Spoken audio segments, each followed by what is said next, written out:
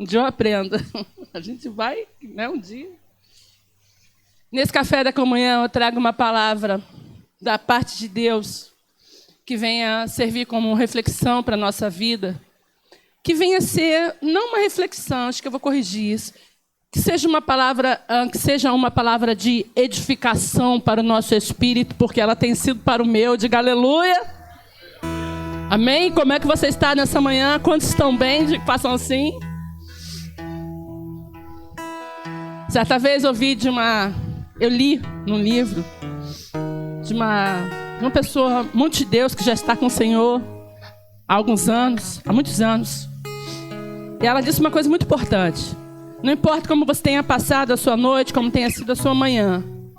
Todas as vezes que você for ministrar, seja na parte de louvor ou na palavra, nunca passe para o povo o que você está sentindo. E eu li assim, eu fiquei pensando. Ela disse, porque as pessoas que estão ali, eles não estão para saber como você está, eles estão para ver a glória de Deus através da sua vida. Diga aleluia. Aleluia. E eu tenho feito isso todos os anos do meu ministério. Eu quero te convidar a orar comigo nessa manhã. Espírito Santo, nós profetizamos nessa manhã. Nós já te agradecemos, profetizando nesse dia a tua presença aqui. Nós clamamos pela tua presença. Profetizar é um ato de falar, Senhor. Nós clamamos, liberamos essa palavra, Senhor, porque a tua presença está entre nós. Porque se o Senhor não estiver entre nós, nós não podemos estar aqui nessa manhã. E eu quero orar a tua palavra que diz, porque a palavra de Deus, ela é viva e ela é eficaz. Ela é mais cortante do que qualquer espada aguda de 2 gumes. Ela penetra até a divisão da alma e do espírito, juntas e medulas, e ela é apta para dividir, para separar os pensamentos e as intenções do coração. Diga glória a Deus. Nós oramos nessa manhã pedindo ao Senhor céus abertos, Senhor. Humildemente, você pode erguer a sua voz. Nós te clamamos, Senhor, por céus abertos. Diga, Senhor, nós queremos ver céus abertos, Senhor. Não queremos, como Deuteronômio fala, céus de bronze sobre a nossa cabeça. Senhor, pede, abre tua boca, meu irmão. Fala, Senhor, nós pedimos céus abertos, Senhor. Nós queremos que tu tenhas total liberdade, Senhor, sobre a minha vida, sobre o meu coração, sobre os meus pensamentos. Senhor, guarda a minha mente. Não deixe que a minha mente fique vagueando. Você pode orar agora. Põe a mão sobre a sua cabeça. Diga em nome de Jesus: eu proíbo que a minha mente fique vagueando. Diga, eu levo cativo. Diga assim: eu levo cativo. Como o apóstolo Paulo ensinou. Diga, todo pensamento à obediência de Jesus Cristo. Nós oramos assim, em o nome do Senhor Jesus. Diga amém. Diga graças a Deus. Seja bem-vindo, você que está conosco no nosso café da comunhão, você que está do outro lado. Que Deus possa falar com você nessa manhã de maneira poderosa. A palavra que trago para dividir com você nesse café tem como tema: lute pelos seus poços. Você pode repetir comigo? Diga comigo assim: lute. Mais forte. Diga, lute pelos seus poços. Aleluia. Nós vamos falar sobre alguns poços da sua vida nessa manhã. Para isso eu quero que você abra a palavra de Deus no livro de Juízes, capítulo 5. Vamos ler do 6 ao 11.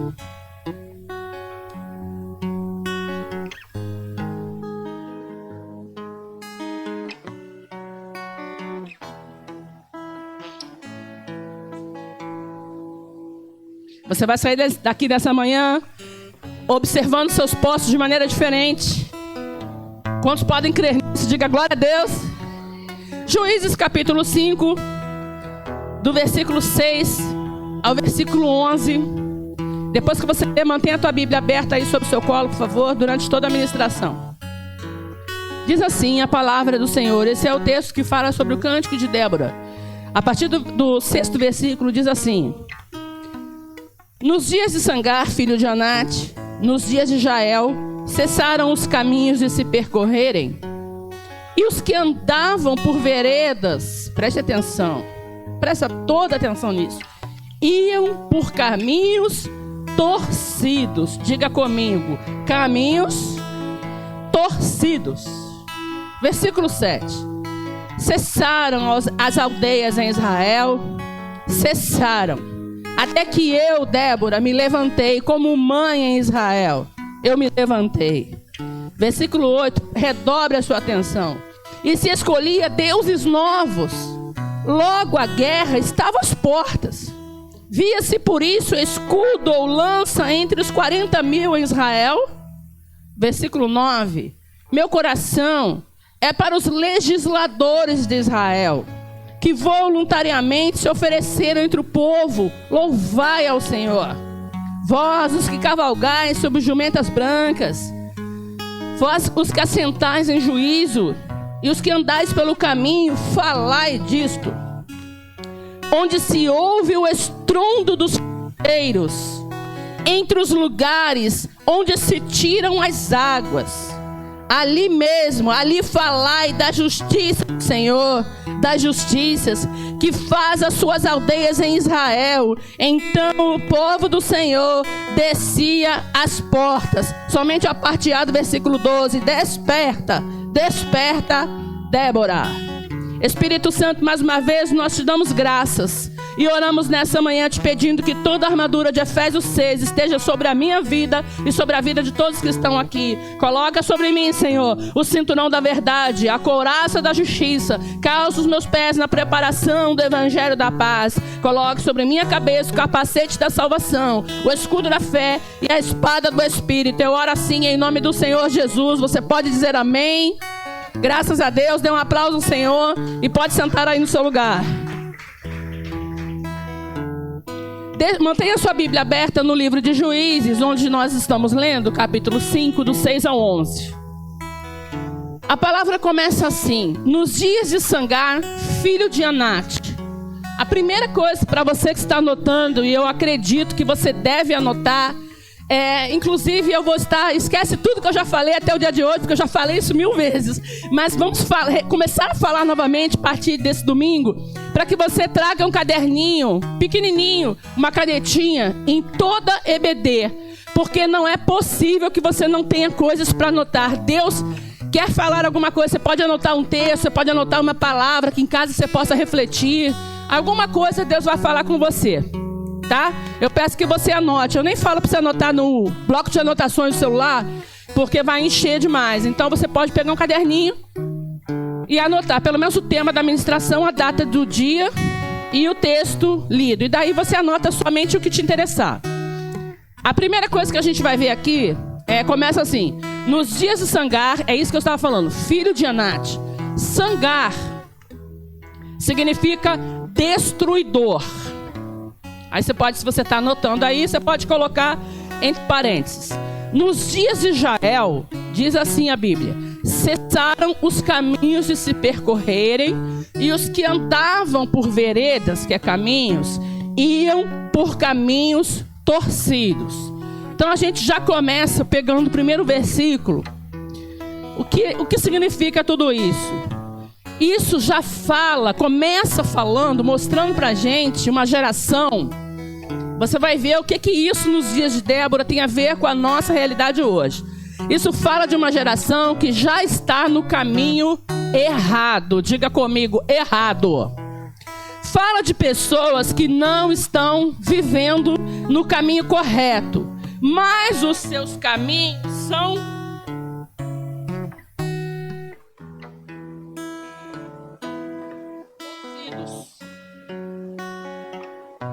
e a tradução para a palavra iniquidade, em toda a Bíblia, onde você ouvir, porque onde Deus falar contigo, onde Deus te mostrar, onde você lê a palavra, sobre a palavra iniquidade, ela significa exatamente isso: o torcido. Quando a gente fala que iniquidade significa, por que ela significa o torcido? É porque todos nós trazemos, a Bíblia diz que em pecado já nos concebeu a nossa mãe. Então nós já trazemos sobre nossa vida caminhos torcidos. O que é isso? Muitas vezes são ensinamentos dos nossos pais, de nossos familiares, quantos nasceram, cresceram e foram ensinados de alguma maneira, alguma coisa sobre idolatria, alguma coisa você aprendeu. Tudo isso, essa carga que a gente traz, né? Ninguém explode uma bolha e você nasce sozinho. Não, você traz todo um ensinamento de pais, de avós, dos nossos antepassados. E muitas vezes nós trazemos a nossa bagagem. É por isso que a gente fala assim, minha avó ensinava que você devia fazer isso aí, ó. Quando a criança tosse, eu aprendi isso aqui. O que é isso? Estou dando um exemplo, assim, meio que por alto. Muitas coisas, muita reação que nós temos, nada mais são do que caminhos torcidos. Por isso que a Bíblia diz que o Senhor é aquele que afasta de nós, perdoa, afasta para longe de nós as nossas iniquidades. Diga aleluia. Ele quer que a gente viva em novidade de vida. Então a gente já sabe aí que sangar significa destruidor. E a Bíblia diz que nesses dias onde Débora viveu, os caminhos, os lugares onde davam em algum lugar, né, que tinha alguma resposta, cessaram, acabaram, sumiram. E os que ainda percorriam, eles andavam por veredas, por caminhos torcidos. A palavra iniquidade, eu quero que você repita para não esquecer. Diga assim, a palavra iniquidade significa o torcido. Cessaram, até que eu, Débora, me levantei como mãe em Israel, diz a palavra. A Bíblia diz também, nesse versículo, que até a liderança cessou. Ela fala sobre aquele que cavalgavam em jumentas brancas. Está falando sobre juízes. Porque é assim que andavam os juízes naquela época. Eles eram diferenciados do povo. Eles andavam cavalgando sobre jumentas brancas.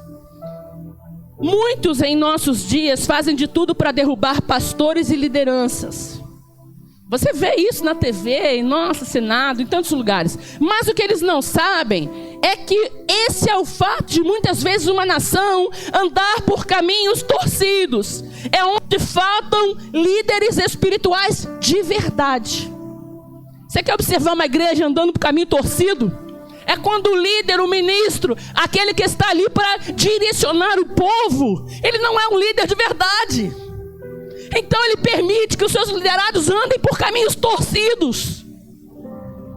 Todas as vezes que faltar líderes espirituais de verdade, uma nação, uma igreja, um ministério, uma cidade vai começar a andar exatamente como nos dias de Débora. Aqueles que ainda andam, aqueles que ainda frequentam igrejas, aqueles que ainda buscam uma porta, eles andam por caminhos torcidos. Será que isso tem alguma coisa a ver ainda com os nossos dias? Versículo 8. Deixa aberta aí a Bíblia. Diz assim, dá uma olhadinha no versículo 8. E se escolhia deuses novos. Gente, logo a guerra estava às portas. Você não tem noção do que Deus está falando com a gente nessa manhã. É duro dizer isso, mas a cada dia que passa, a gente observa a nossa nação se tornando uma nação idólatra. É por isso que nós temos sede e ansiamos pelo avivamento. Diga aleluia. Porque o avivamento só vem quando a coisa fica muito ruim. Mas pastora, eu achei que o avivamento viria quando as coisas estivessem muito boas. Não, quando as coisas estiverem muito ruins, aí Deus suscita, levanta um povo que começa a clamar ao Senhor. Foi assim nos dias de Moisés, quando as coisas começaram a ficar difíceis. A Bíblia diz que o povo começou a clamar ao Senhor, e o Senhor enviou a Moisés, o libertador. A Bíblia diz em Timóteo que nos últimos dias ficaria exatamente assim, muito difícil. As pessoas teriam comichões nos ouvidos para ouvir a sã doutrina. E não é isso que a gente está vendo? As pessoas gostam daquilo que eles querem ouvir. Eu também. As pessoas gostam daquilo que massageia o seu ego. Isso é do ser humano. Isso é da nossa humanidade. Eu li ontem, alguém postou, sei lá, que... Não sei se eu vou lembrar direitinho como é que estava lá. que Eva deu mais ouvido à serpente do que a Deus. Não porque a serpente tivesse maior credencial do que Deus, do que a palavra de Deus, mas porque a serpente falou exatamente aquilo que ela queria ouvir. Então muitas vezes a gente dá mais ouvido ao diabo porque ele fala aquilo que a gente quer ouvir. E é exatamente isso que estava acontecendo. Percebe? Então quando a coisa começar a ficar muito ruim, como Timóteo declarou, eu acho muito, muito legal isso. Timóteo vem e fala, nos últimos dias vai acontecer isso, vão se levantar falsos mestres, falsos profetas, a coisa vai ficar ruim, a igreja vai esfriar, o amor vai esfriar, você fala, gente, vai ficar horrível. Aí vem a palavra profética de Joel, do livro de Atos, que diz que nos últimos dias, você percebe que coisa incrível, vai estar muito ruim, mas há uma promessa, você pode dizer aleluia, que nos últimos dias, diz Deus, eu derramarei do meu espírito sobre toda a carne, diga aleluia. São nesses últimos dias ruins. Amém? Versículo 8 diz assim: e se escolhia deuses novos. Logo a guerra estava às portas. Eu disse para você que a cada dia que passa nós nos tornamos uma nação mais idólatra. Pelo menos é a impressão que eu tenho. Dói para mim dizer isso. Mas a cada dia, você não percebe? Deuses novos estão surgindo. E muitos já estão dentro da nossa vida, da nossa casa, nas nossas mãos. Quando a gente fala em deuses novos, é tudo aquilo que você se apega até o ponto de você morrer, acabar a sua vida se você estiver sem ele. Quer ver um negócio? Fica 3 dias sem celular, só um exemplo. Por alguma razão. Você fica desnorteado. O WhatsApp saiu do ar aí uns tempos, as pessoas ficaram surtadas. Deuses novos. Sabe o que é deuses? Um D minúsculo. É tudo aquilo que ocupa o lugar de Deus verdadeiro, Deus vivo no seu coração. Como é que você vai entender isso? Eu não estou falando contra o celular, não. Pregando contra o celular, não. Eu uso direto. Só que a questão é como você usa.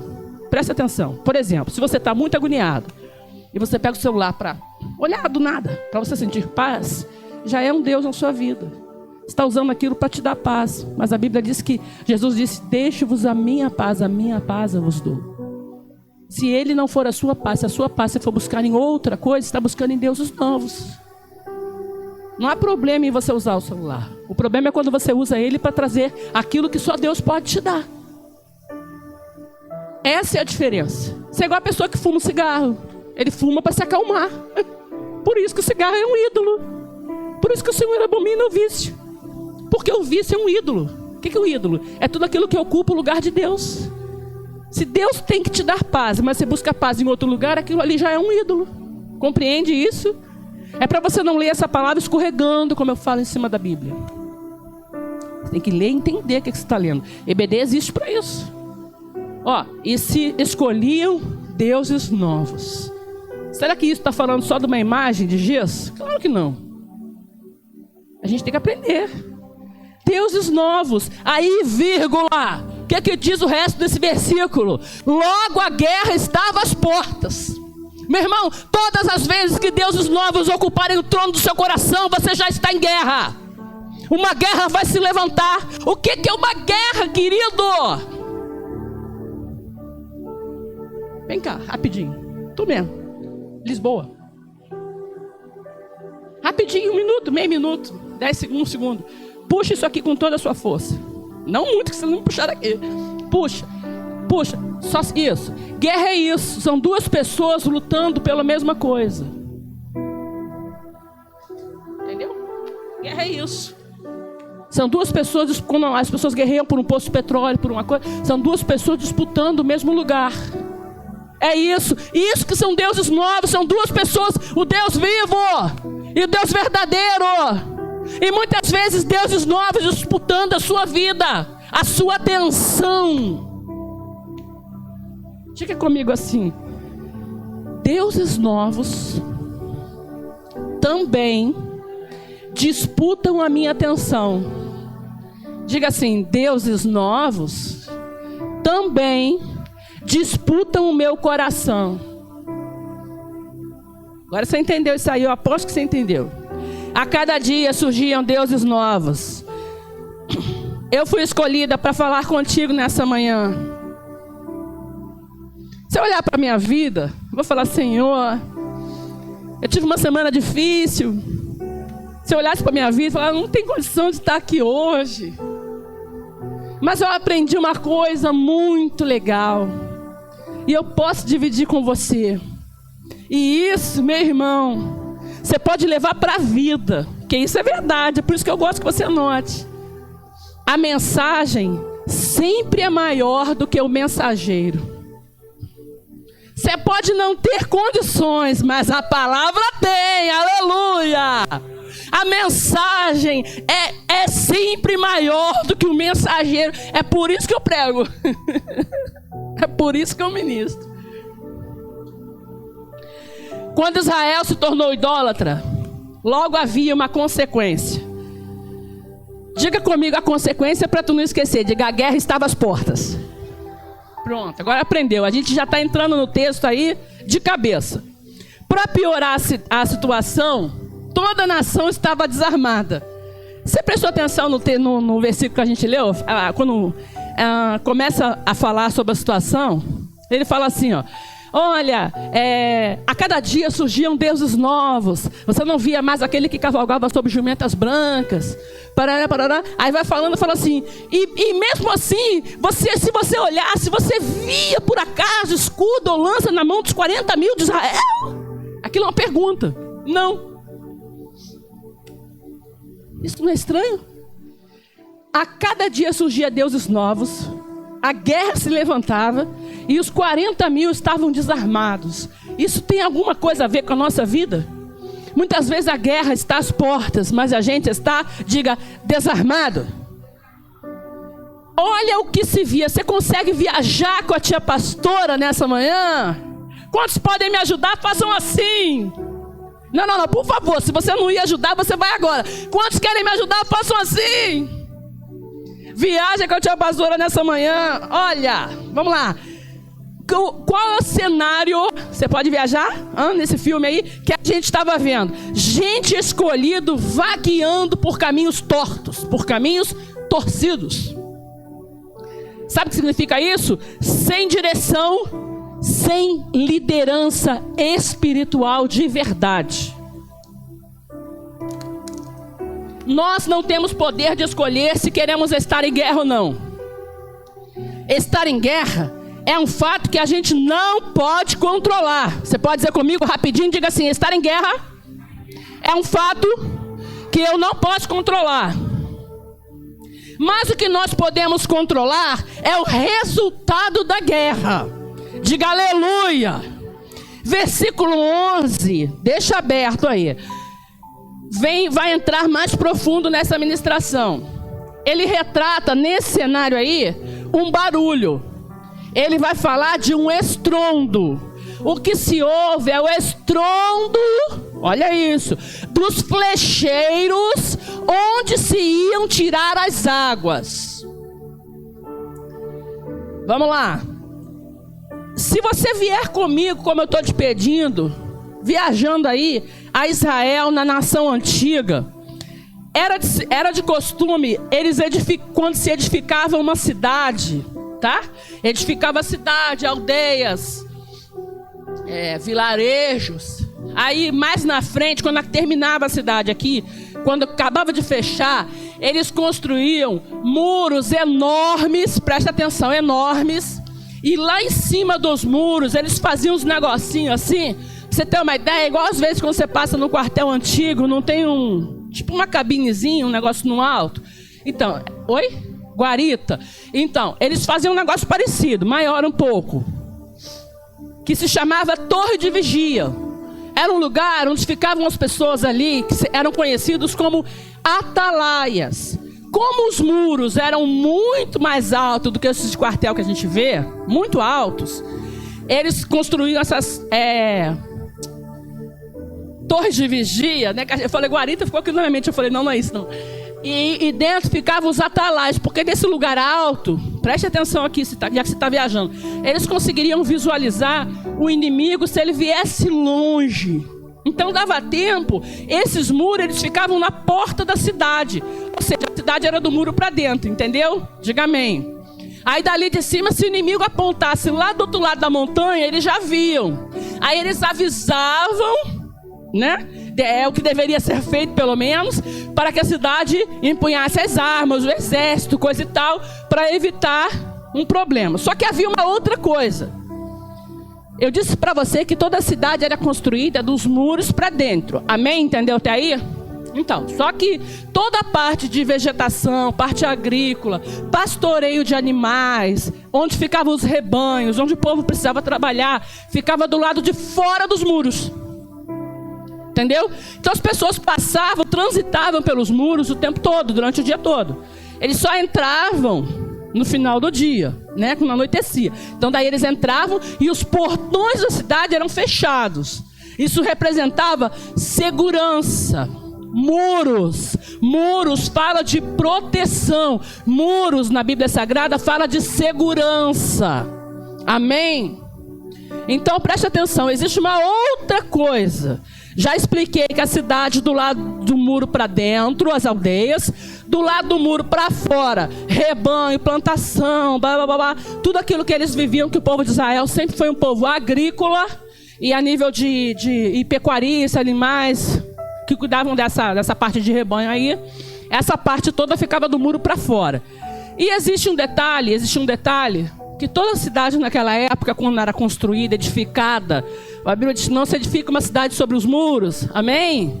Então tá, os poços de água, eles ficavam junto aos muros, porque a água é um valor para eles, para nós também, mas principalmente ali, nesse contexto, imensurável.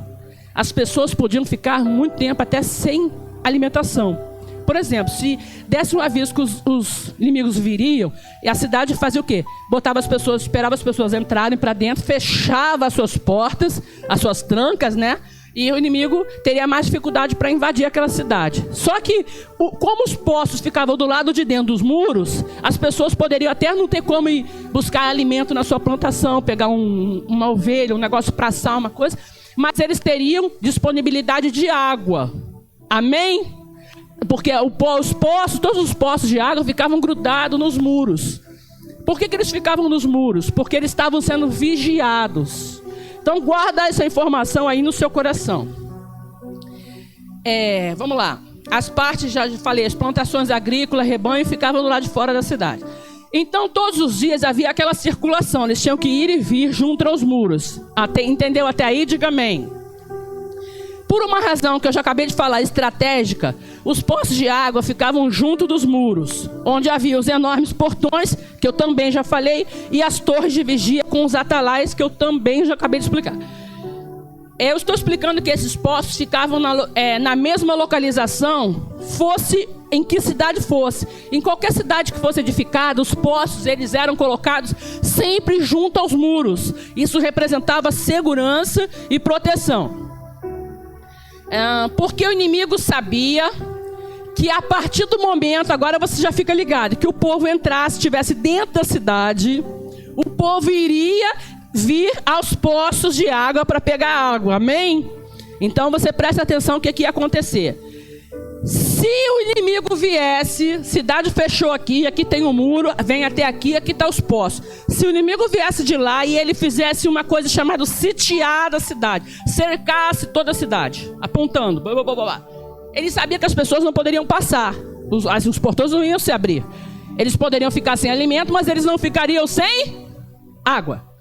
Então olha como é que a coisa estava. Vamos entender isso. O inimigo veio, escalou os altos muros, ficaram lá em cima como flecheiros em prontidão, apontando para os poços de água.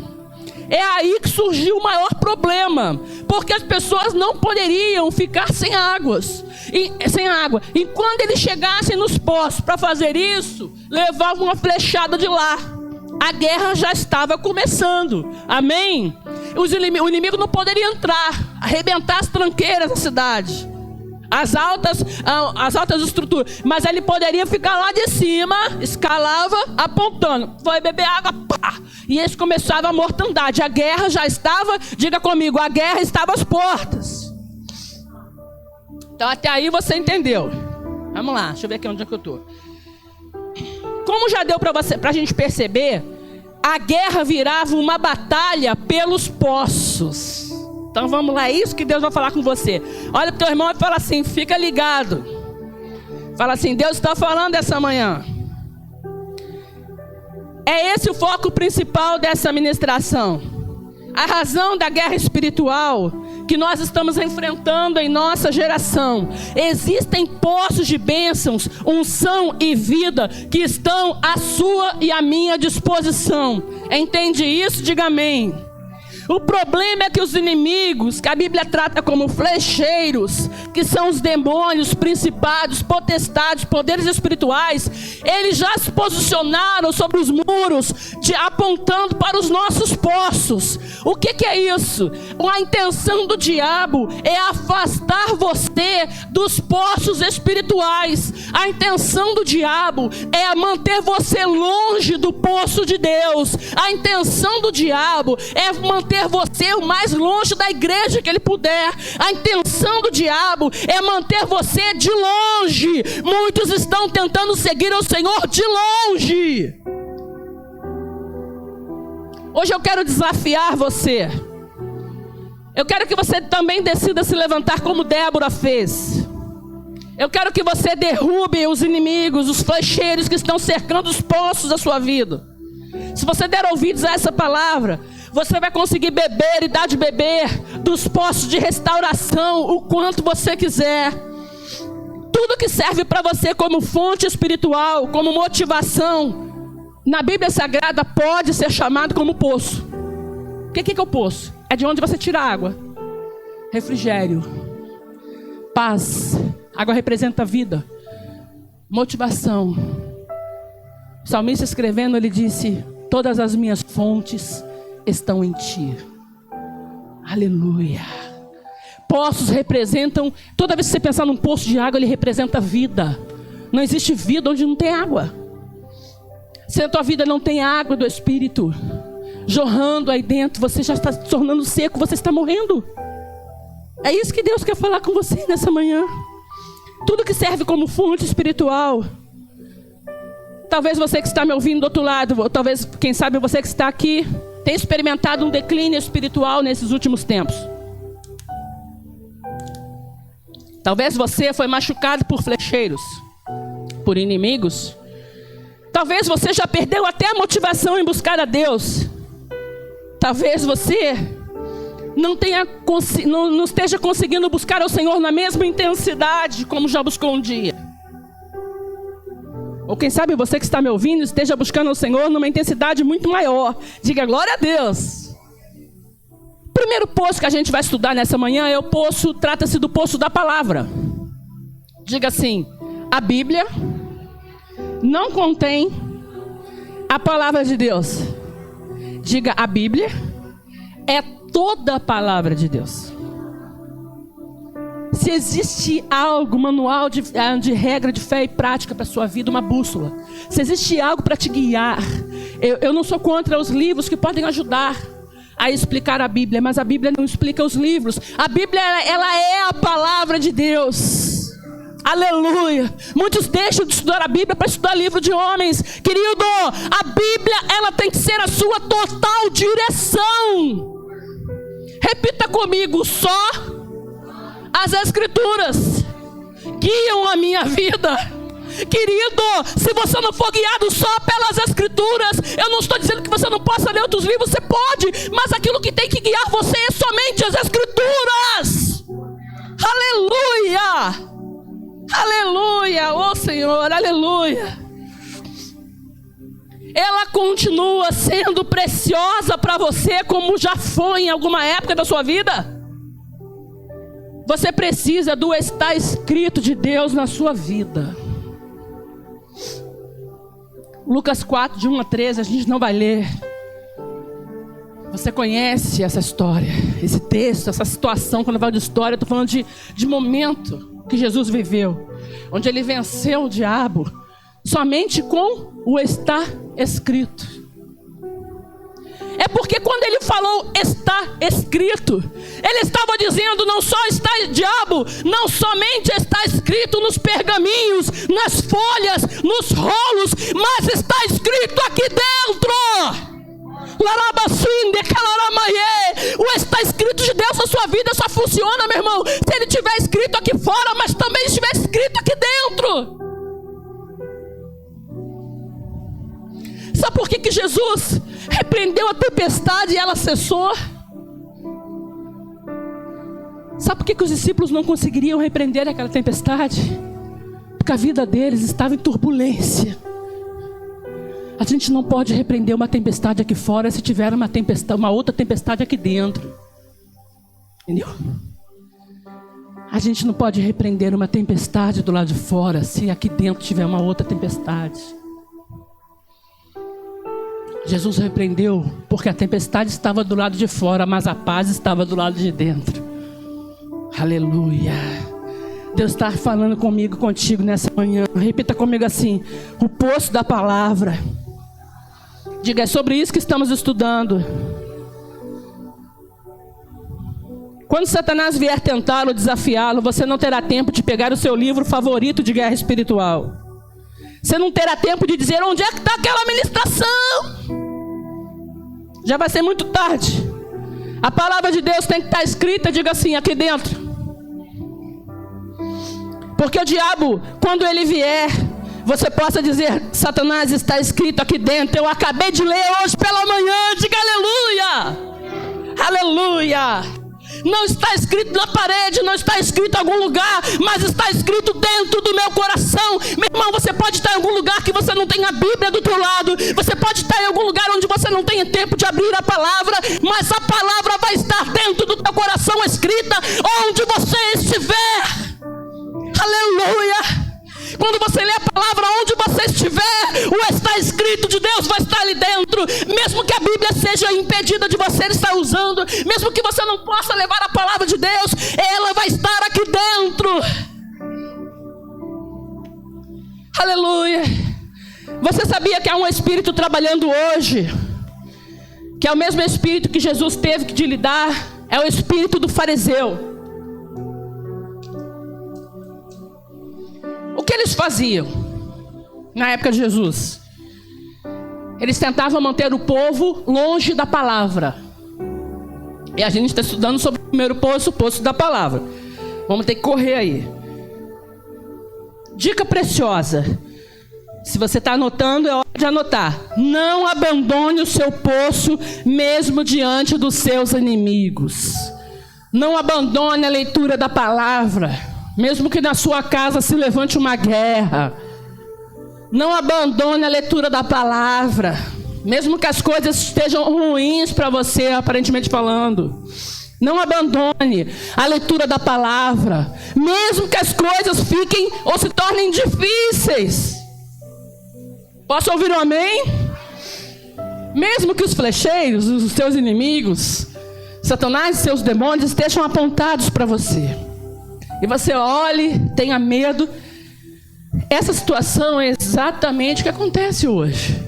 Muitas situações se levantam e você teme. Aí você tem medo. Se aquilo fosse desenhado, era isso. Essa era a cena. É você tentando ler a palavra, tentando ir ao poço, e você olhar os inimigos apontados. Você olhar, você lembrar da dificuldade. Você olhar, você lembrar que você tem que pagar um negócio amanhã. Você falar: não vou ler mais nada não. É isso. É os inimigos tentaram e conseguiram manter você longe do poço da palavra. Isso tem acontecido na tua vida. Os inimigos têm apontado, mirado a sua vida, e você está longe do poço da palavra por conta disso.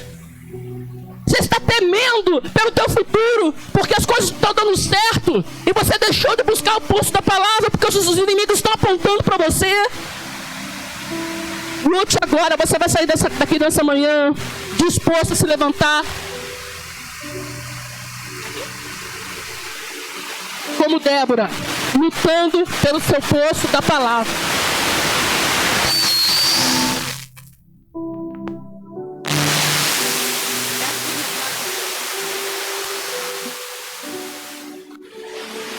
Você sabia?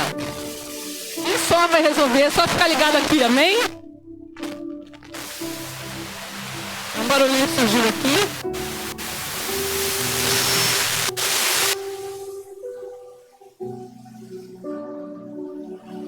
Todos ligados aqui comigo, vamos dar um tempinho aí. Toda vez que você ministra sobre guerra espiritual, coisas parecidas sem ser. Você já está intercedendo? Fala, Senhor, nós neutralizamos agora, em nome de Jesus, toda ação do inimigo. Você precisa orar comigo, a gente tem que ser guerreiro, meu irmão. A gente não pode ficar dormindo no ponto, não. Sabe, querido? Existem momentos que a gente tem que ficar mais esperto, mais ligado. É uma coisa simples. Obrigado, querido. Diga comigo, em nome de Jesus, nós neutralizamos agora toda ação do inimigo. Acabou. Simples assim. Você sabia? Fica ligado aqui. Eu posso ter a sua atenção aqui agora, amém? Você sabia que aquele espírito farisaico, ele era e continua ainda agindo como espírito de feitiçaria e adivinhação. O que é isso, pastora? Foi o espírito que Paulo mencionou em Atos 16. É o espírito que Paulo também teve que lidar.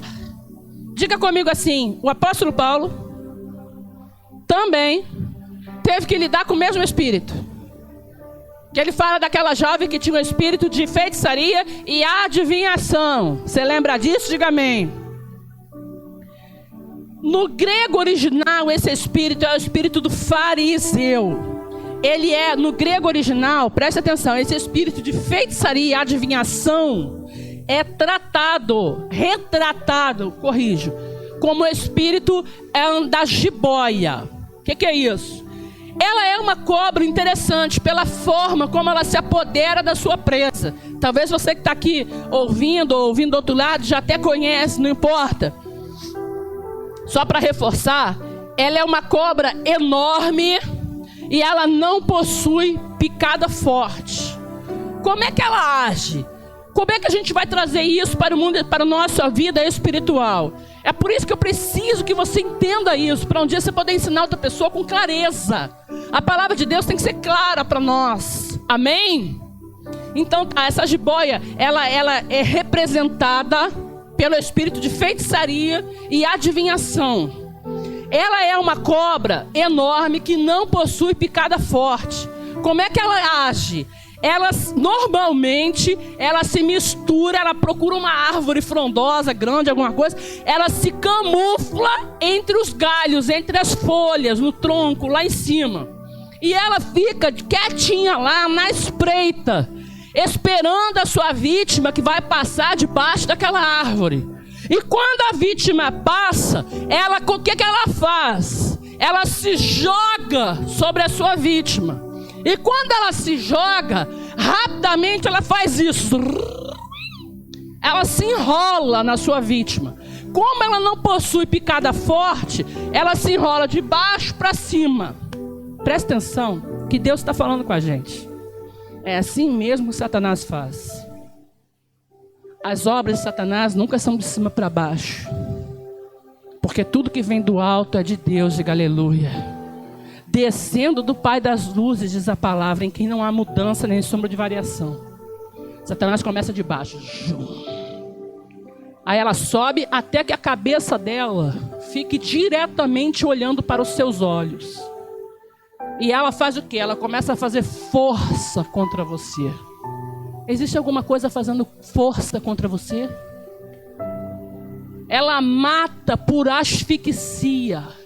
Ela aperta a sua vítima. E ela tem o prazer de ficar vendo a pessoa morrer enquanto ela está fixamente olhando nos seus olhos.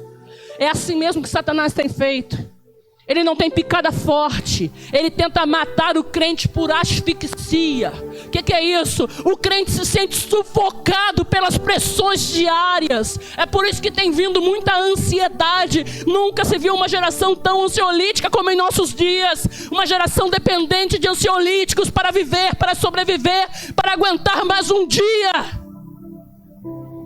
Não é uma geração que está tendo prazer na vida, prazer de ler a palavra, prazer no Deus que serve, alegria no Espírito Santo, mas é uma geração que está empurrando com a barriga, uma geração que já acorda aborrecido, mal-humorado. Mais um dia, que droga! Deus deu a vida para que você viva com alegria, porque Deus ungiu Jesus com óleo de alegria, mais do que seus companheiros. Você tem que ser mais alegre do que o ímpio, você deve ser mais alegre do que os seus familiares, você tem que ser mais alegre do que a sua família. Deus ungiu você com óleo de alegria. Essa cobra, ela mata por asfixia. Aqui tem revelação. Muitas vezes nós estamos morrendo, asfixiados, sufocado pelos problemas, sufocado pelas preocupações com amanhã, sufocado pelas contas, sufocado pelo medo da traição, sufocado pelo ódio, sufocado pelo desejo de vingança, sufocado. O que a gente não percebe é que você está morrendo, Satanás está matando, Satanás está sugando a tua alegria, roubando a sua motivação. Você está morrendo por asfixia.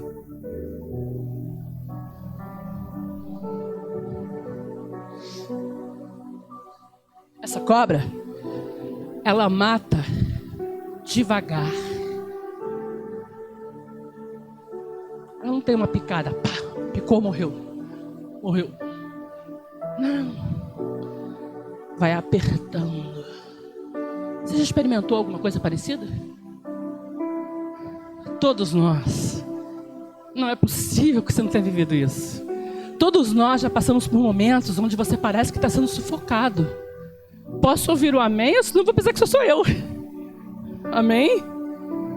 Quantos momentos difíceis a gente enfrenta? Parece que a gente está perdendo as forças. É exatamente isso. Esse é o espírito de Satanás.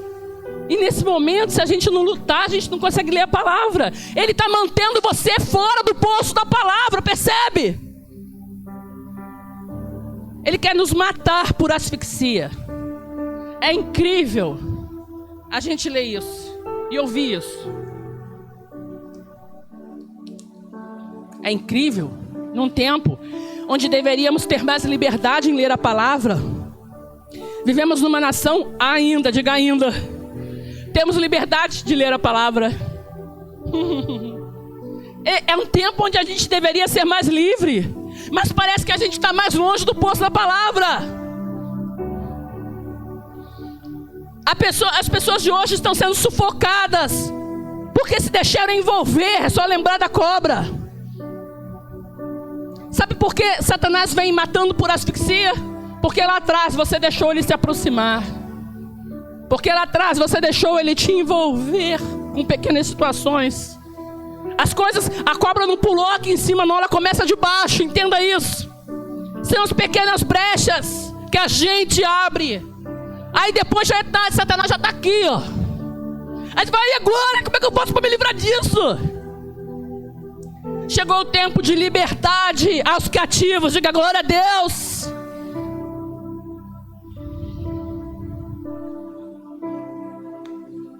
Diga comigo, eu quero ter liberdade no poço da palavra. Diga, eu preciso da palavra de Deus. Segundo poço, o poço da fé. Nós vamos falar de 3 poços nessa manhã. Primeiro poço, o poço da palavra. Eu espero que você tenha entendido e aprendido nessa manhã, nessa reflexão, nessa palavra que nós estamos trazendo nessa manhã. O primeiro poço que você não pode ficar longe é o poço da palavra. Você não pode permitir que Satanás, posicionado contra a sua vida, afaste, consiga manter você longe do poço da palavra. Segundo poço, diga comigo, o poço da fé. Outro alvo dos demônios é atingir a sua e a minha fé. Nós somos salvos pela fé. Diga, eu sou salva pela fé. Diga assim, nós aprendemos por fé. Diga, nós crescemos por fé. Mais forte. Diga, nós prosperamos pela fé. Diga, só podemos ver milagres através da fé. Diga comigo assim, porque a fé é o firme fundamento em Deus. Aleluia. Outro alvo dos demônios, é só lembrar daquele muro dos flecheiros dos demônios. Os postos ficavam junto aos muros. Os nossos postos também estão sempre junto aos muros. Aquilo que é a nossa proteção, diga glória a Deus. Diga a palavra de Deus está junto aos muros. Diga assim, ela é a minha proteção. Diga a minha segurança. Diga toda a minha segurança está na palavra de Deus. Diga, não está escrito de Deus. Aleluia. Segundo poço que os demônios querem manter você longe é o poço da fé. Eles fazem de tudo para atingir a sua fé. Eu costumo dizer, essa semana, acho que semana dessa aí, eu falei com uma amiga, eu estava não crente, eu estava falando para ela que a maior alegria de Deus é quando Ele encontra alguém que acredita nele. E a maior tristeza de Deus, se eu posso dizer isso, é quando Ele encontra alguém que duvida dele. Você quer entristecer o coração de Deus? Duvide dele. Tiago escrevendo, ele disse que aquele que duvida. Gente, eu não conheço uma ilustração não, né? Sei lá, uma colocação melhorando isso aí, mais clara do que essa. Ele não podia ser mais brilhante. Ele disse que aquele que duvida é semelhante à onda do mar, que uma hora vem e outra hora vai. E não é exatamente isso que acontece. A gente crê no domingo, mas duvida na segunda-feira. É a onda que vem numa hora e ela vai na outra. A gente é tão cheio de fé na igreja e tão vazio de fé do lado de fora. A gente é tão cheio de fé quando estamos na presença de Deus, mas parece que quando a gente chega em casa, a nossa fé bateu asas e foi embora e deixou a gente vazio, sozinho.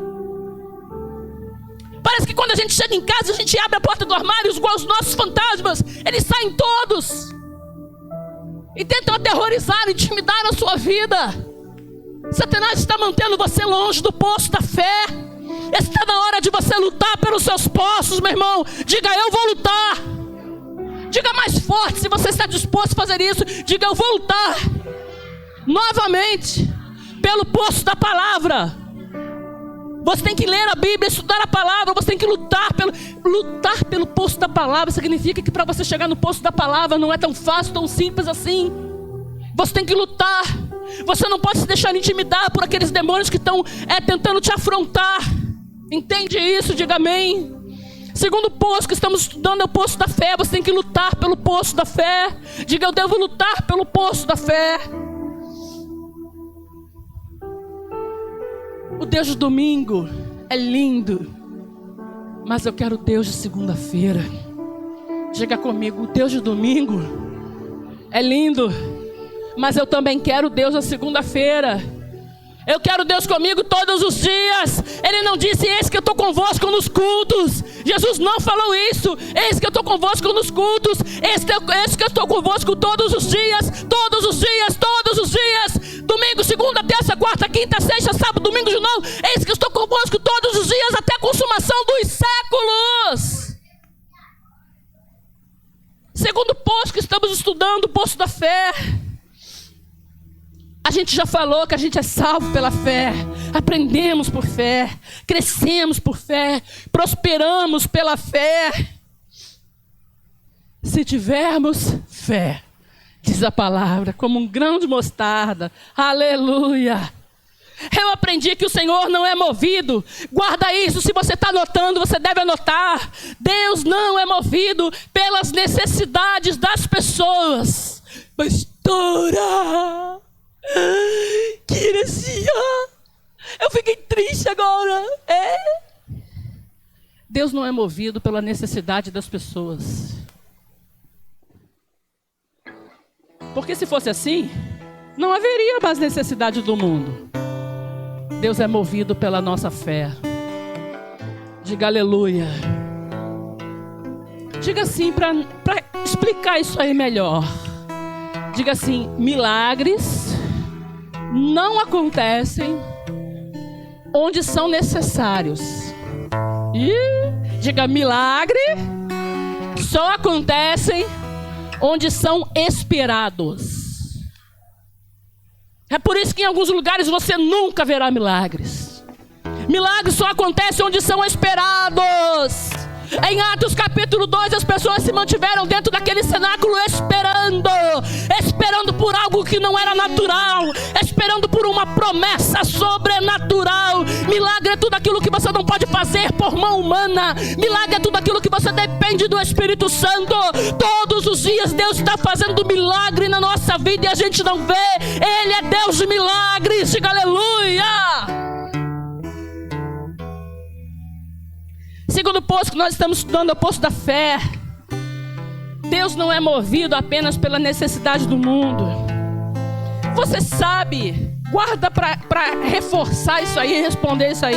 Você sabe qual foi a maior resposta de Deus para as maiores necessidades deste mundo? A maior resposta de Deus para o mundo se chama Jesus. Diga assim: a maior resposta de Deus para as necessidades do mundo se chama Jesus. Deus só é movido pela fé em Jesus. Deus não é movido pela fé no pastor fulano ou beltrano. Ele é o pastor de Minas. Não. Deus não é movido por a fé em pessoas. Deus só é movido pela fé em Jesus. Eu vou te ensinar uma coisa somente para você que está anotando. Fé em ídolos é fé rebelde. Toda fé em ídolos, seja ele humano ou não, para Deus é fé rebelde. Deus julga fé rebelde. A sua fé não tem que estar em pessoas, em ídolos humanos. A tua fé tem que estar exclusivamente em Jesus. Diga comigo para não esquecer. Diga assim: fé em ídolos é fé rebelde.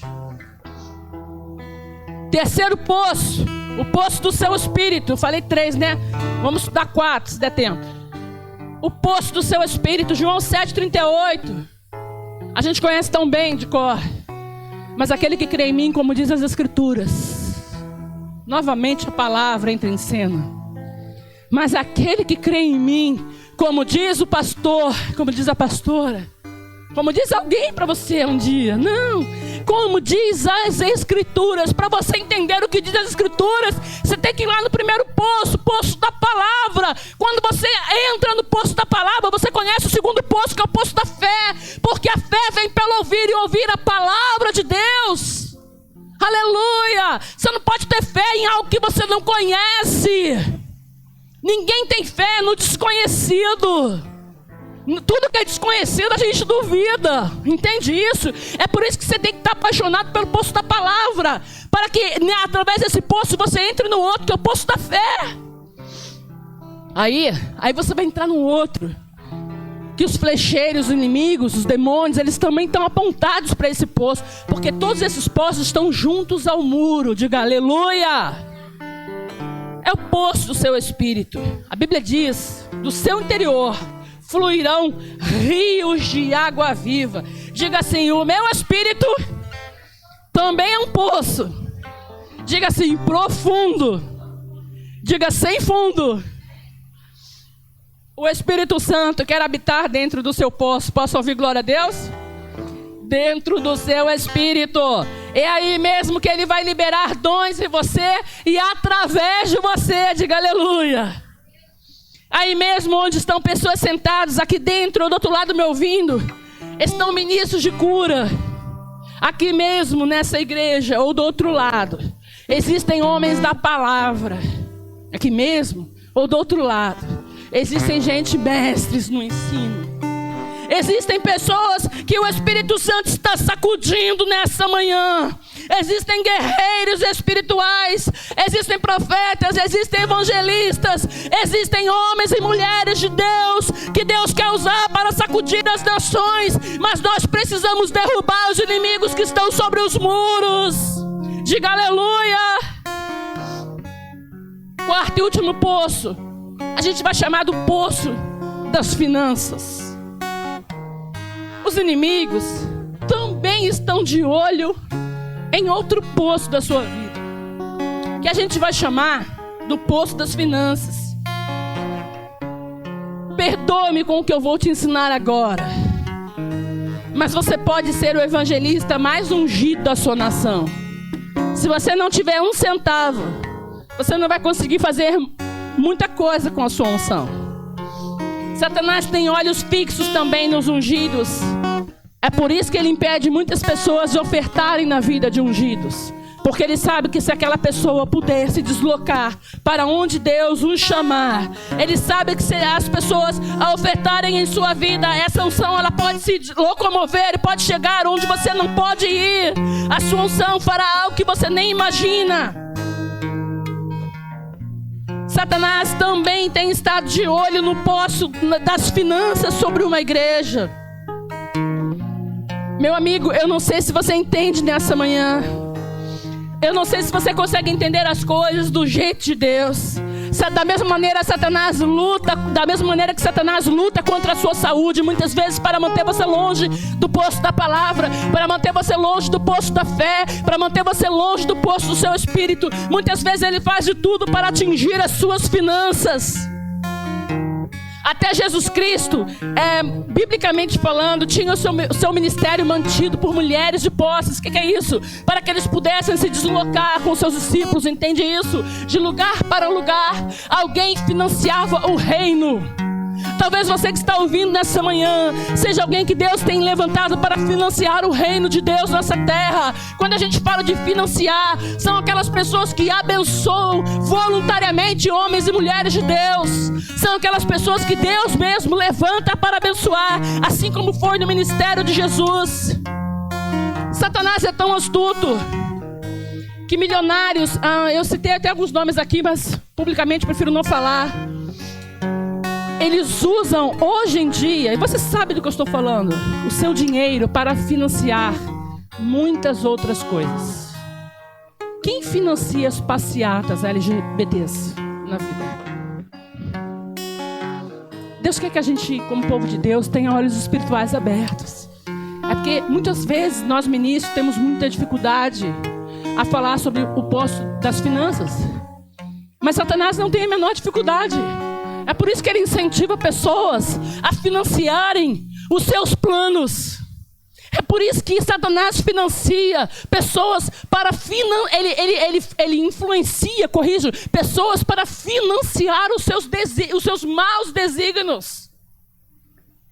Preste atenção, Satanás levanta financiadores para o seu reino.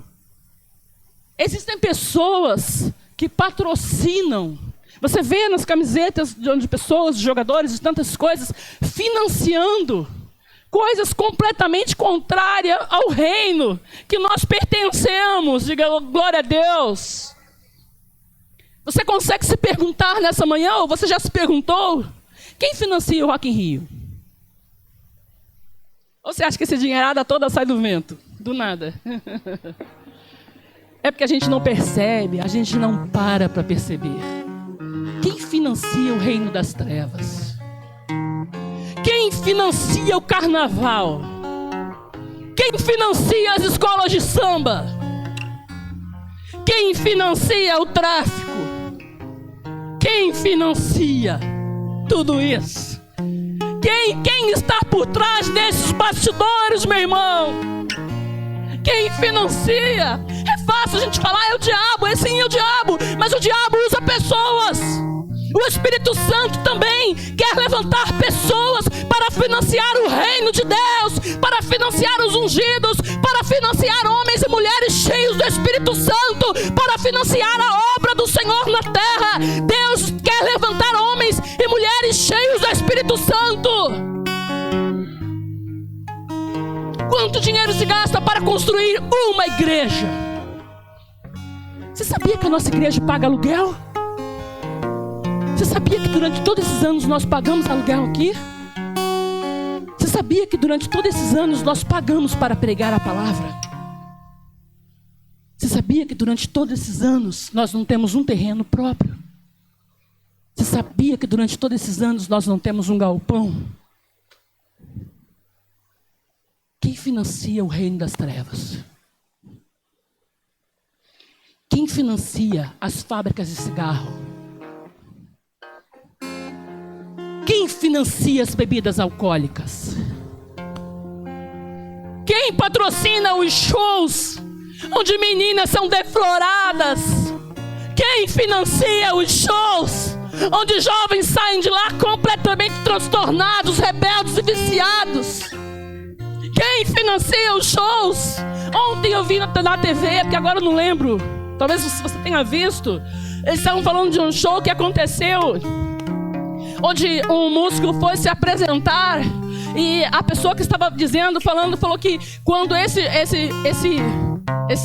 roqueiro começou a se apresentar, ele falou, as pessoas ficaram completamente submersas, elas ficaram transtornadas, elas começaram em multidão a avançar umas sobre as outras. 8 jovens foram mortos, muitos foram desmaiados, carregados. Eu vi isso na TV, ambulâncias passando para tudo que era lugar, porque o demônio tomou o território, ele tomou a mente das pessoas.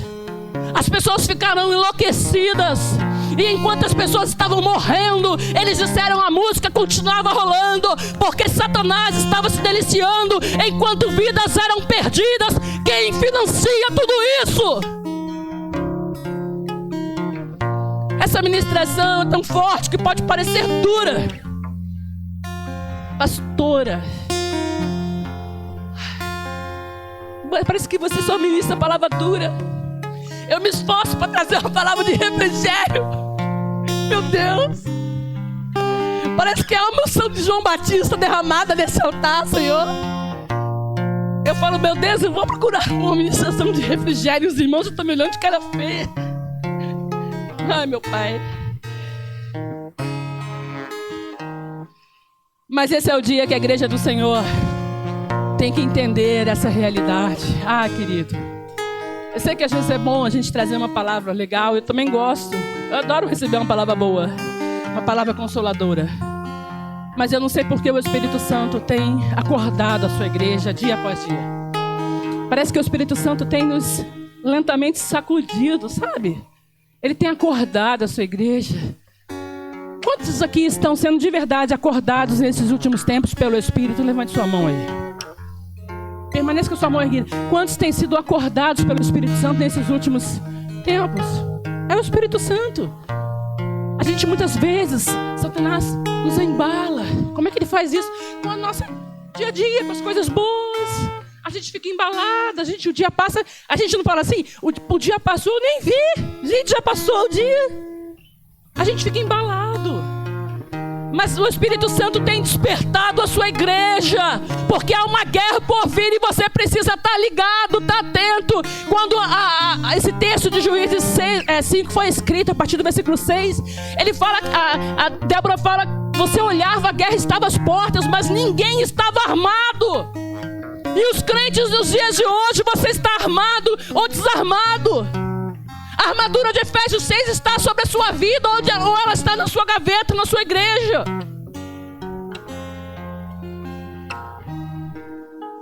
Deus quer falar com você. Quando a gente ouve, ide por todo mundo, eu vou te ensinar uma coisa. Tudo que você ouve na palavra, Satanás não cria nada, porque só Ele, nosso Elohim, é o Deus criador, diga aleluia. Satanás tenta se apossar daquilo que não é dele. Sabe como é que Satanás anda com o seu reino? Tentando imitar com as suas obras das trevas, as obras da luz. Então preste bem atenção aí. Quando Jesus vem e fala: ide por todo mundo, pregai o evangelho a toda criatura. Satanás olhou e falou: mas gente, é assim que a gente amplia um reino? Então é assim mesmo que eu vou fazer. Vamos pegar o meu reino e mandar os meus ministros por todo mundo. E é exatamente isso que ele tem feito. É por isso que as grandes passeatas, manifestações diabólicas estão indo por todo mundo. Será que você não percebe que tem a mão do diabo nisso? Será que você não percebe que ele não criou isso do nada? Ele não cria nada. Ele simplesmente pegou uma palavra e falou: é assim? É fácil assim? É só mandar ir por todo mundo? Os seus ministros vão por todo mundo. Aí eu te pergunto uma coisa, uma palavra-chave, porque estamos falando do poço das finanças. Eu queria que você levasse a sério essa ministração. Para que os ministros de Satanás possam ir por todo mundo, alguém financia o seu reino. Pensa nos roqueiros. Eu estou dando um exemplo. Eu não estou falando mal de A ou B de ninguém. Pensa em grandes personagens, para a gente não citar nomes aqui, totalmente malignos, com invenções e intenções satânicas. Eles têm passagens grátis em companhias aéreas, para baixo e para cima, livre, trânsito livre. E eu não estou mentindo. Eles têm liberdade em companhias aéreas. Alguém financia esse ide por todo mundo. Mas quem financia os homens de Deus? Eu estou falando dos pseudo-homens de Deus, não. Eu estou falando de homens de Deus. Quem financia o reino dele? Essa ministração é para a gente parar e pensar. É fácil a gente falar, é fácil muitas vezes a gente ter uma atitude hipócrita, até mesmo a falta de sanidade. A gente olhar para as pessoas e falar: olha, você deve ir por todo mundo, mas você vai como? Em pé na rua pedindo carona? Será que é assim que Deus pensa? Aí a gente usa o versículo de maneira contrária. Pastora, mas a igreja não precisa de dinheiro, porque está escrito que o dinheiro é a raiz de todos os males. Deixa eu te explicar isso. Permita-me te explicar isso nessa manhã. A gente já está quase encerrando, eu vou acabar mais cedo. O dinheiro é aquilo que o seu dono é.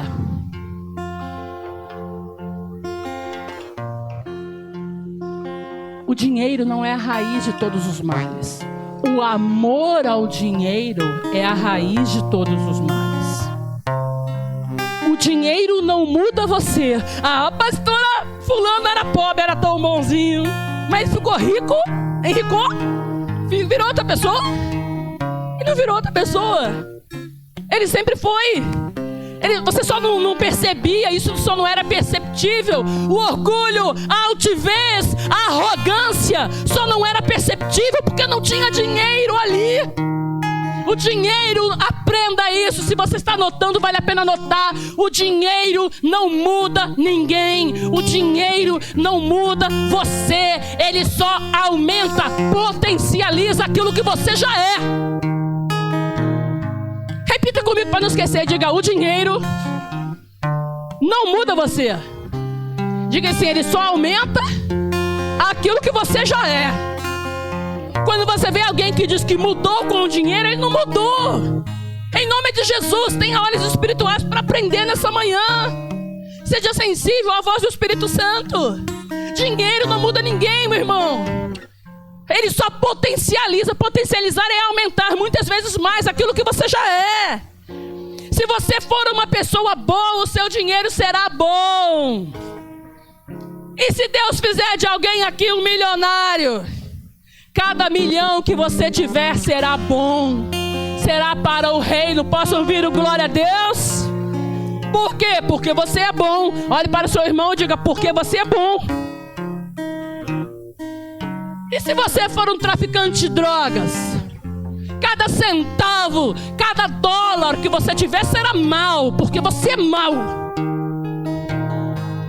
O seu dinheiro é aquilo que você é. É por isso que muitas vezes você não abençoa a casa do Senhor. É por isso que muitas vezes você endurece o seu coração quando você ouve falar das necessidades da igreja. Porque o dinheiro só é aquilo que o seu dono é. Satanás sabe muito bem disso. Os flecheiros inimigos também sabem. É por isso que Satanás faz tudo para secar as suas fontes.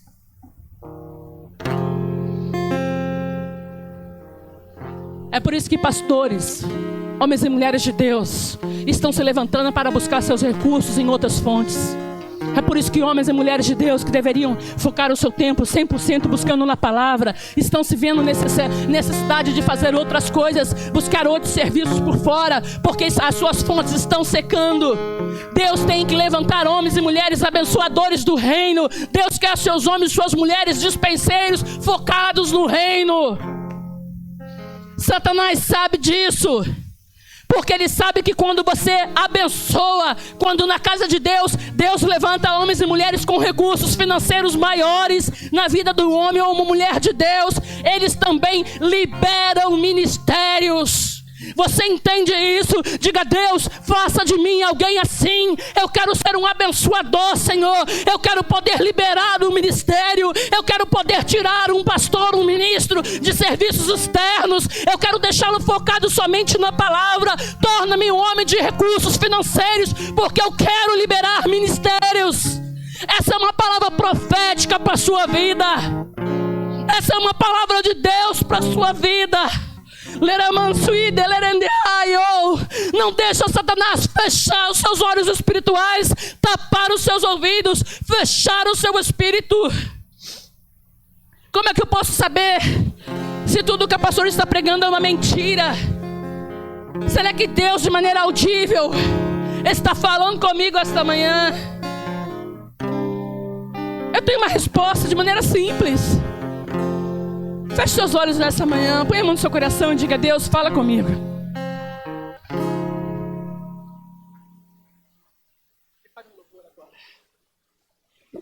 Se Deus estiver falando nessa manhã, Ele mesmo vai revelar essa palavra ao seu espírito.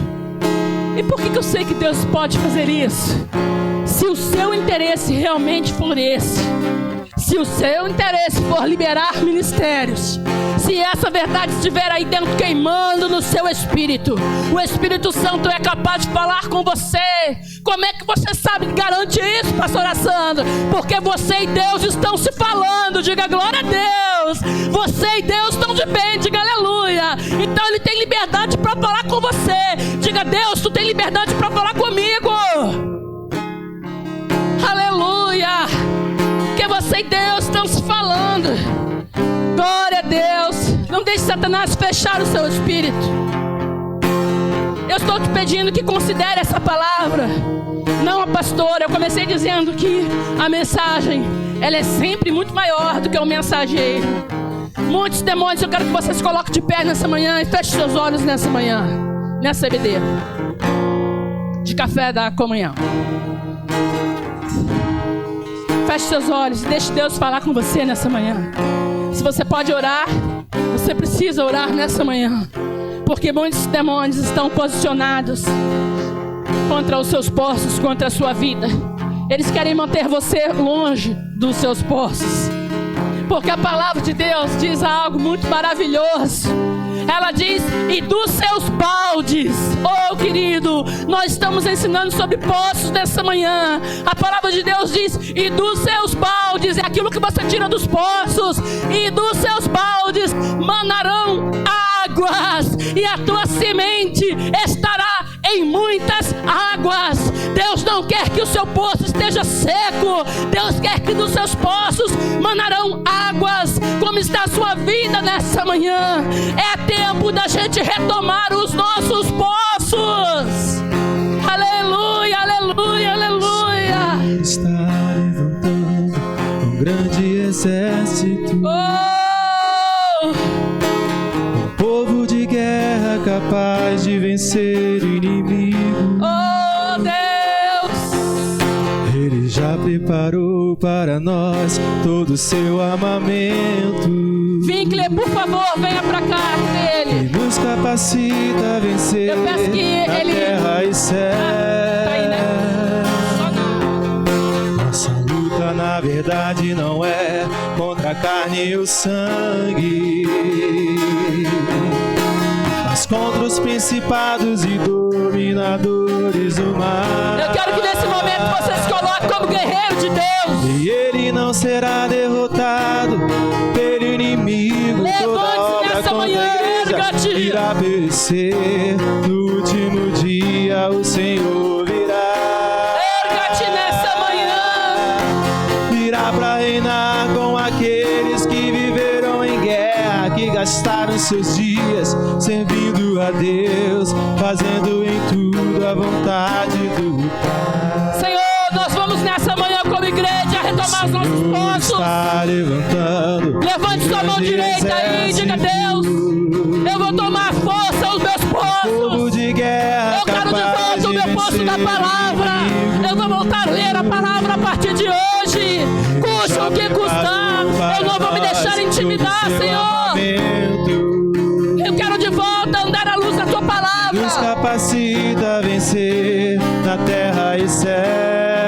Vamos adorar o Senhor com essa canção. Essa luta, na verdade, não é contra a carne e o sangue, e depois dela nós vamos orar, mas contra os principados e dominadores do mal. Você precisa lutar para retomar os seus postos. E ele não será derrotado pelo inimigo. Você está obra contra a igreja irá perecer. No último dia o Senhor virá. Você está pronto? Virá para reinar com aqueles que viveram em guerra, que gastaram seus retoma os dias seus postos nessa manhã, meu irmão. Fazendo em tudo. Para de ficar dormindo, anestesiado. Acorda! Acorda! E ele não será derrotado pelo inimigo. Acorda, toda meu irmão! a igreja irá perecer. Espírito Santo, sacuda a tua igreja. Acorde os que estão dormindo, acorde eles. Virá para reinar com aqueles que viveram em guerra. Eu oro para que tu acorde, sacuda os que estão dormindo, Senhor. Fazendo em tudo a vontade do Pai. Desperta, tu que dormes. Levanta-te dentre os mortos e Cristo se esclarecerá. Um grande exército. Acorda, meu irmão. Um povo de guerra capaz de Onde estão as suas armas espirituais? Os 40 mil do tempo de Débora estavam desarmados. A guerra estava às portas, mas não se via escudo ou lança na mão deles. Satanás olhando para sua vida, ele está vendo as armas espirituais aí, onde elas estão. Você está desarmado. Na verdade não é. Você continua dormindo, rindo, apanhando do diabo e rindo. Satanás está te batendo e você está rindo. Satanás está jogando você no chão e você está rindo. Inimigo, toda obra contra a igreja irá perecer. No último dia o Senhor virá. O nosso Senhor virá. O nosso Yeshua Hamashia virá. Aqueles que viveram em guerra, que gastaram seus dias. De que lado você está? A Deus, de que lado você quer ficar? A vontade do Pai. Deus está sacudindo a sua igreja. E ele não será derrotado pelo inimigo. Toda obra contra a igreja irá perecer. No último dia o Senhor virá. Virá para reinar com aqueles que viveram em guerra, que gastaram seus dias servindo a Deus, fazendo tudo a vontade do Pai.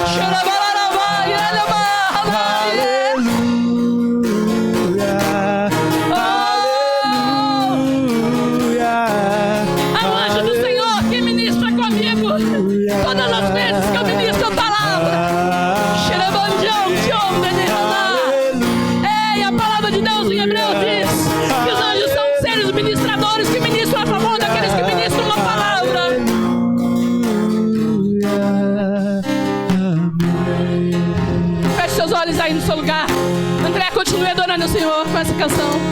Espírito Santo, somente aqueles que já acordaram nessa manhã, somente aqueles que já foram despertados pelo Espírito, levante sua voz aí no seu lugar. Eu não vou te perguntar quanto tempo faz que você não lê a palavra como lia antes. Eu não vou te perguntar se você não lê a palavra, se tem lido a palavra como você lia antes. Eu não vou te perguntar se você tem buscado a Deus como você já buscou um dia.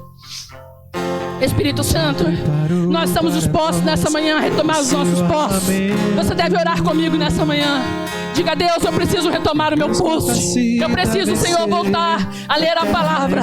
Talvez você diga, mas eu já tenho lido. Mas Deus quer que você leia mais. Deus quer que você busque na palavra resposta para todos os seus questionamentos. Deus quer que você busque na palavra resposta para toda a sua ansiedade. Deus quer que você encontre na palavra toda a paz que você precisa. Deus quer que você encontre na palavra toda a provisão que você necessita. É na palavra de Deus. A maior resposta de Deus para o mundo perdido se chama Jesus. A resposta de Deus para a sua vida e para a minha se chama Jesus. Jesus é a resposta de tudo que você precisa. Jesus é o nosso vencedor. Jesus é o que vai à frente das nossas guerras. Jesus, Jesus, Jesus, Jesus é a resposta para pôr em liberdade o cativo e libertar o oprimido. Você está sendo oprimido pela depressão. Talvez você que está aí do outro lado está oprimido pela ansiedade. Jesus é a resposta para você nessa manhã. Ele é a resposta. Conheça Jesus. Leia sobre Jesus. Apaixone-se por Jesus. Leia a sua palavra. Seja alguém apaixonado pela palavra. Seja guiado pela palavra. Oh! Levanta, Senhor. Nós queremos ser homens e mulheres instrumentalizados pelo Espírito. Que viveram em guerra, que gastaram seus dias servindo. Que você seja um instrumento fazendo em tudo pela palavra. Que Satanás, ao olhar para você, não te veja como viu aquelas pessoas. Ele não será a guerra às portas e eles desarmados. Satanás, ao olhar para sua vida, ele veja você bem armado. Que ele não veja a armadura de Efésios 6 faltando em alguma parte da sua vida. Virá para reinar com aqueles que viveram em guerra. O apóstolo Paulo escrevendo, ele diz: algo que a gente tem que ter na mente, e está escrito no nosso coração, porque as nossas armas, elas são espirituais, elas não são carnais, elas são poderosas em Deus. Ah, querido, você não tem noção. Que bomba, que bomba, que bomba, que coisa bombástica, que revelação bombástica existe nessa palavra. Porque as nossas armas, não interessa a arma que o diabo esteja usando, a arma que Deus colocou disponível para você é infinitamente maior, mais eficaz e maior. Porque as nossas armas, elas são espirituais, elas não são carnais. Você tem lutado com armas espirituais? Ou você tem dado do seu jeitinho carnal? Você tem aprendido aquilo que a internet está ensinando? Um jeitinho, uma estratégia. Como segurar um casamento, como segurar um marido, como segurar o seu chefe, como vencer na vida. Jeitinho carnal. Mas as nossas armas, elas são espirituais. Elas não podem ser carnais. Elas são poderosas em Deus para destruir fortalezas. Receba essa palavra em nome de Jesus. Dê um aplauso ao Senhor. Aplauda acima da sua cabeça, por favor, em atitude de reverência. Só Ele é digno. Aplauda em sinal de honra. Aleluia. Irá para reinar com aqueles que viveram em guerra, que gastaram seus dias servindo a Deus. Deus abençoe sua vida. Na próxima que eu estiver aqui, se Deus assim me permitir, que Ele me dê uma palavra de refrigério para você. Não foi dessa vez. Ai, meu Deus. Você que está ouvindo essa palavra e sente vontade de ser um financiador da casa de Deus, Separa a sua melhor oferta e traga até aqui. Você que está do outro lado, sentiu no coração, se teu coração está queimando por abençoar essa obra, entre em contato com esta igreja. Eu vou fazer mais uma oração.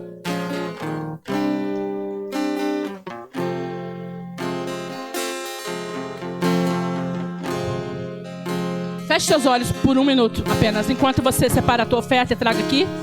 Após esse momento, eu quero orar por pessoas. Possivelmente tenha 1 ou 2, ou até mais. Talvez você seja essa pessoa que diga: a Deus, como eu desejo abençoar essa igreja, como eu desejo ter recursos financeiros, Senhor, para que a gente possa construir um templo. Faça de mim, Senhor, um financiador do teu reino. Como eu desejo, Senhor, ser alguém de posse. Você pode fechar os seus olhos nessa manhã. Sabe, querido, nunca esteve no meu coração orar para que Deus lhe dê dinheiro. Eu acho que eu nunca fiz isso em todo o meu ministério. Também não estou fazendo isso agora. Mas eu estou orando por pessoas a quem Deus possa estar tocando nessa manhã. Pessoas que dentro de você tem um desejo enorme de fazer mais pela casa do Senhor. Eu vou orar para que Deus aumente seus recursos. Se for esse o desejo do seu coração, Deus, eu oro nessa manhã. Põe a mão sobre o seu coração. Por todas aquelas pessoas que têm um desejo enorme de abençoar a sua casa.